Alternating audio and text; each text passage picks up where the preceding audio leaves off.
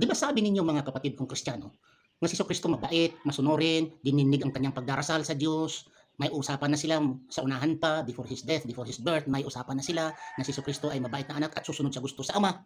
Totoo yan? Hindi. Okay.